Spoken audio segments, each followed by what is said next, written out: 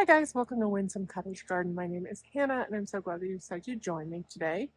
We are in the home garden once more and we're going to be revisiting an area that we spent a lot of time in recently. I am right on the edge of that really big sunbed we added on the back side of my house. I'll link that video if you missed it below. But when we were putting this in, where we created this huge bed out of a grassy area, there was a small patch right behind me that we didn't get to. I needed to hit the easy button at the time and just decided not to deal with the tree roots. I got a little bit of time today. It looks like it might rain at any second, but it's not in the forecast. So hopefully that's true. And I thought I would try and squeeze this short project in before it gets damp in a couple of hours. So let me show you where we are and some of the things that I think I'm going to be adding into this area. Here is that big, beautiful sunbed. You can see why I am suspicious of the weather. We got a ton of rain last night, so everything is nice and soaked in. And at the end of this bed, we have this big, beautiful blue spruce. It's kind of hard to see. Maybe I'll back up a second. Hold on. Here we are. This big, beautiful blue spruce that really caps off this edge of the garden. We have this big swath that is transitioning from high sun, in fact, like the sunniest spot on my whole property, to deep shade. Now, I have this cute little area around here before the fence ends that eventually I'd like to turn into a little secret garden area. I hope you can hear me okay. There's lots of yard work going on right now before the rain comes this afternoon. But this area I'm hoping in the future to turn into a little secret garden like reading nook. But that is down the road. For now, it's going to stay this grassy area, and I don't really see it. What I do see is the area right in front of it. This area right here in particular is where we're going to be working. Now this, I need to finish cardboard mulching and will develop over time. I suspect I'm going to keep row crops here for a while. I do have a rose on this trellis that I need to tie up soon. And I did plant a couple of things in here when we put in the rest of the sunbed. We have a peony, we have a lupin that's really sad, a Russian sage, and an autumn joy sedum. We also popped an oak leaf hydrangea, a heuchera, and an artemisia. I have a couple of things that I want to stick in this area to act as a focal point from this path. Eventually there will be a path here, and this is smack dab right there. You'll also be able to see it from that secret garden area when that's developed. So I want to keep that in mind as I am picking things. So I'm now in my plant hoard, and this is a deep shade space, as I mentioned. And I've got a couple of different things to choose from. I know I want these Brunnera to come in. I got these from my friend Julie. I'm not exactly sure what variety they are, but I've got probably like 7 or 8 little babies in this pot that I'm going to split up and circle around the tree. I'm also going to pop in there a couple of these toad lilies. I absolutely love toad lilies, and they are looking mighty pretty right now. Their leaves are a little sad, but everything else is looking good. I'm kind of leaning towards this one because it's got some variegation, but I need to assess what's here because whatever I don't put in this area is going to go in the front yard. I want to make sure I've got what I need for that as well. I also have some astilbe that'll probably work their way in here, and I know I want to put a couple of hostas and hellebores in there as well. I want at least one more heuchera, maybe 2. I actually kept 2 specifically for this purpose, so they're going to go over there with me. Also, I'm going to grab a couple pots of a variegated duga I have that I think will light up this area as well. Here are, isn't this a pretty heuchera? I considered it for a project in the front we did recently, and I decided I wanted it in an area I would see a lot more. Oh, there's a gardening pup. So let's stick that there. Let's see, I know I also want a Trader Joe's hellebore. These guys. This guy. Let me quick assess these real quick. I have 2, 4, 6 plants, so 2 of each variety. And I'm going to go with these variegated ones that are a little shorter. if they fit in the cart. There we go. It's really, coming together. Slowly whittling down the hoard. I think I'm also going to grab this Estelbe, and I may come back for another hosta, to be determined. I'm going to go get these plants placed, and then we'll just dive into planting.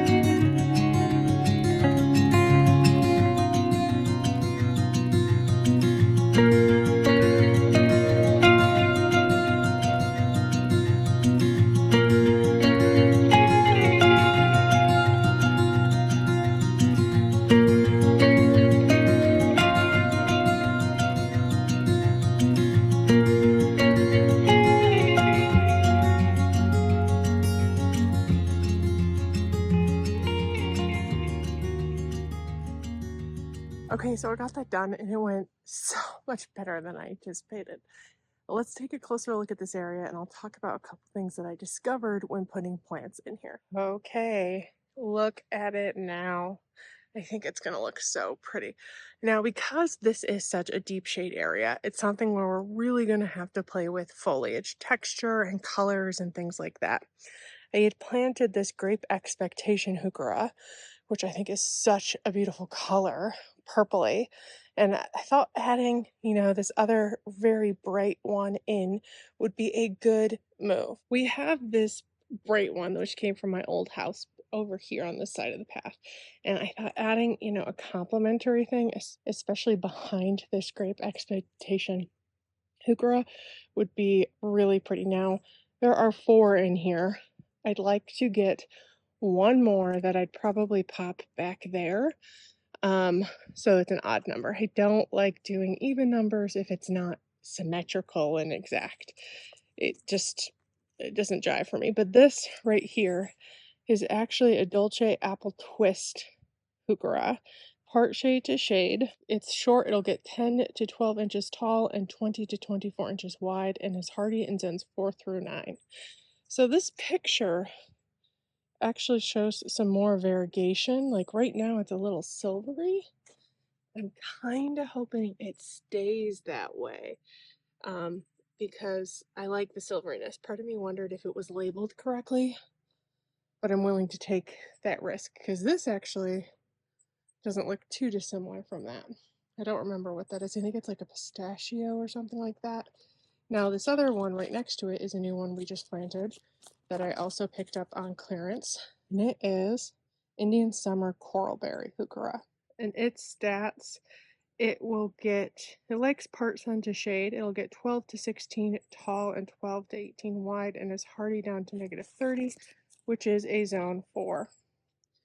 So I loved how red it was. I actually considered, if you remember the video where we worked in the front, really considered putting it in that shade area near the garbage can containers, but I wanted it somewhere I would see it a lot more. It could be a bright focal point. And I think that's in the backyard versus the trash cans. I'll see the trash cans, but I will appreciate it more here. I think it complements this heuchera so well. Now, they'll kind of blend together a little bit, and if they like their area, which I hope they do, they'll put out babies, and I can kind of spread them around this whole area. I think they'll also be a really pretty juxtaposition to this artemisia, which we planted in a previous video. I added this really short stilbe. I'm going to have to watch it. It might get a little too much sun here, but this is about its full size. It'll stool out a little bit more. But I thought just a really pretty pop of low-growing color would be nice, especially because I don't have anything quite like that in this area texture-wise. So we'll have to see. I don't know what kind it is. I also popped in here some ajuga, also known as bugleweed. I had 3 pots and I split them into 9 plants and just kind of tucked them all the way around. Now it is a really pretty one. I'd have to go look up the exact variety, but it's got a lot of purpley in it, which is its fall color, but it's got variegation in sage, which I don't have a lot of sagey green in this color. I got this icy green, like blue, but I wanted to add that in, and eventually it will take over so this area won't need mulched. We ended up splitting the Brunnera into 5. 2 of them are kind of sad, but I'm hoping it'll take and just create this mass planting. I'm also hoping over time I might be able to split them again, because I'd like 2 more over there to kind of complete the like half circle swoop. And they, I think, will mirror this blue, icy blue of the Artemisia. You can kind of see it right now.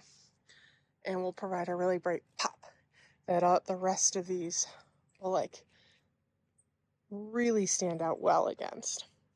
We have this really big hosta. I'm not entirely sure which one it is. It was from my old house. It was planted on the path leading back to the vegetable garden, and it had some of the same ajuga growing in it, so I thought it was a perfect opportunity to pop it in here. There is some of this myrtle in here, which I think the ajuga will win out. I'm just gonna let it go and see how it does. We'll figure it out in the long run. And then I also split the short variegated toad lilies into 4 to ring this area. And again, eventually I'd like to get at least 1 more to pop on this backside, which right now is a holding area for a downland before we can get to the dump. There's not a lot going in here. These heuchera were here. There are approximately 85 of them around the property, because I think they bought 1 or 2 plants and just kept moving them. And they're not awful, but they're not my personal color palette. So I'll probably keep a few of them, but most of them will be moved on. The only other thing we planted in here is this hosta, again from my old house, and this is a wee hosta. It is looking a little sad because it's been completely attacked by slugs this year, but you can see it's got this really pretty ripple along the leaves with that bright variegation that I thought would stand out here and provide a different kind of leaf than anything else. Oh, and we have a Trader Joe's hellebore, called that because I bought it at Trader Joe's. So I think if we stand back, I'm going to stand back even more and walk up like I'm walking onto this path so you can see how your eye is drawn, because I am so pleased with how it turned out. As we approach, you can see it all. And this will eventually be a path. It'll probably be like a stone and slate path.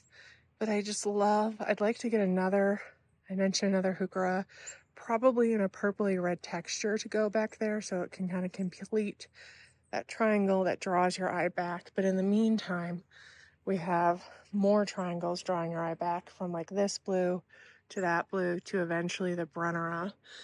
We've also got these bright pops of different bold leaf texture. The ruffle of this heuchera will be mirrored in the wee hosta.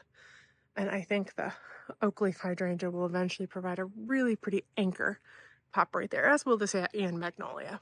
Give it 10 years and it'll be 10 feet tall and wide. And it'd be a nice there. That unfortunately will cast more shade. But these are all woodland plants that I put in here, except for some of the things that I put on the outer rim, which will get a couple hours of evening sun. This did not take me nearly as much time as I thought it would. Unfortunately, I don't have quite enough time to start another project, so I did something that's been lingering for a long time, which is tying up my roses. I captured that on video. They should have been done earlier this year, so it's kind of a temporary measure, and I'll correct everything and train them a little bit more in the spring before their leaves come out. So I popped that in here too. But I did want to mention something I learned about this space. I did not run into like any roots, which is pretty amazing because originally I was going to plant 2 of what was 12 pots and turned into many more plants. Let me count them real quick. 22. 12 pots turned into 22 plants because I split so many things. When I was originally planting this area, I said, I'm not going to mess with it because it's under this tree. It's going to be so rooty. so much easier to plant in compared to the maple tree that I planted in my last video. I will take this any day of the week. Now, I think part of it is because the needle fall down here. Naturally, as these needles have died and fallen, they've turned into like kind of a mulch and, you know, decayed over the years, creating soil.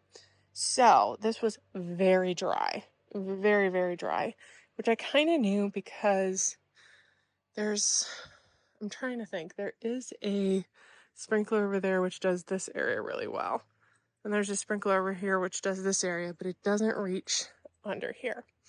So I'm going to have to address this. I have to address my watering in general because I need to figure out costs and what I want to do.